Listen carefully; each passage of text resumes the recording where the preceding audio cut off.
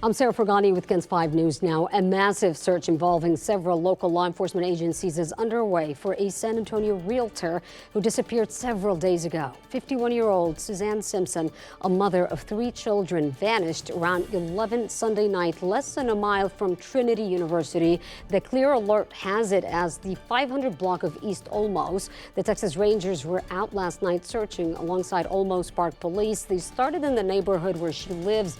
Officers, residents, and dogs were seen searching mostly a wooded area nearby. Basically, we're looking for anything. The search groups will go through. As long as she's missing, they'll continue to search for her in any possible area that she may be missing or possibly located. Neighbors tell us she's beloved in the community and a well-known realtor and head of the PTO at Alamo Heights. If you know anything about her, call police immediately. A man is fighting for his life now after police say a woman he was arguing with ran him over with her car. Police say the duo started fighting around 4 a.m. on Amberwood Drive. The man jumped on top of the woman's car, but at some point he got off the car, and that's when he was hit.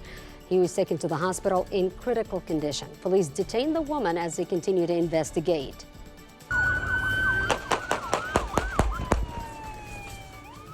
Some pretty intense video showing a BCSO chase turning deadly on the city's west side yesterday. A Bexar County deputy shot and killed a wanted man whom they say tried to get away from officers on Old Highway 90. A viewer gave us this video that she took on her phone. The man tries to turn around at the intersection of Old Highway 90 and got trapped by deputies. Surrounded by cars, he still tried to drive through the deputies. That's when you hear the gunfire. After the shooting, the car went across the road, almost hitting other drivers to eventually run into a side barrier. The Bexar County Sheriff tells us a police chase lasted several miles and the man died on scene. He's got a lengthy criminal history. He's 43 years of age. Does have a lengthy criminal history and is believed to be a documented member of the Tango Rejon gang. A woman was also in the car when the deputy fired rounds. She was hit once and was taken to the hospital and is expected to be okay. Authorities have not yet identified the man who was shot and killed. The American Red Cross is mobilizing support now to help in preparation for Hurricane Milton. Right now, hundreds of crews are in Florida, the Carolinas, Georgia, and Tennessee to get food and water to those impacted. If you would like to help, the Red Cross says you can make a financial donation or sign up to become a volunteer by visiting redcross.org. More than a dozen counties right now in western Florida are under mandatory evacuation orders as state officials warn Hurricane Milton could be a once-in-a-century powerful storm. The National Weather Service says the storm, which is set to hit Thursday night, will be historic with at least a 10-foot storm surge, life-threatening winds, and catastrophic flash flooding. Hundreds of flights have been canceled to and from Florida.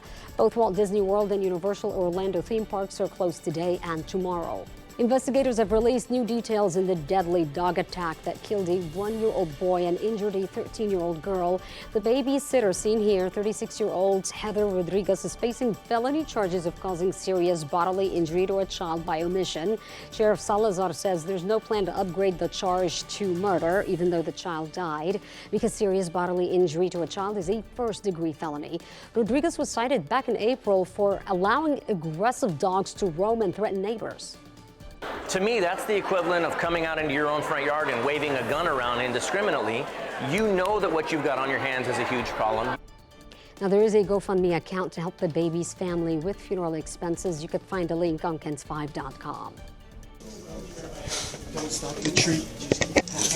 Just keep passing until we get the last one out. New video released on Tuesday that shows law enforcement from several agencies responding to the shooting at Robb Elementary School. These videos were released as part of a settlement between the city of Uvalde and a coalition of major news organizations, including us at KENS 5. The files were given in August, but the ones we're seeing now were left out, leading to an investigation and their ultimate release.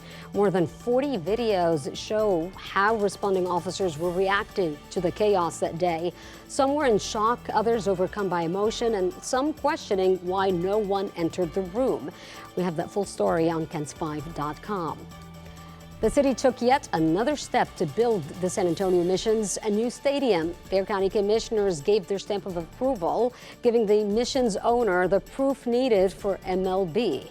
The league has given Weston Urban, one of the owners of the Missions baseball stadium, a deadline exactly a week from yesterday to prove the stadium is happening, and that was done through a memorandum of understanding that needs to be signed by the city, county, and the Missions owners.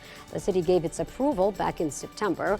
To get county and city bonds to fund the stadium, Urban has to develop around the stadium too, which is happening in 4 phases. You can check out the latest updates on KENS5.com. And that's KENS 5 News Now. I'm Sarah Frugani.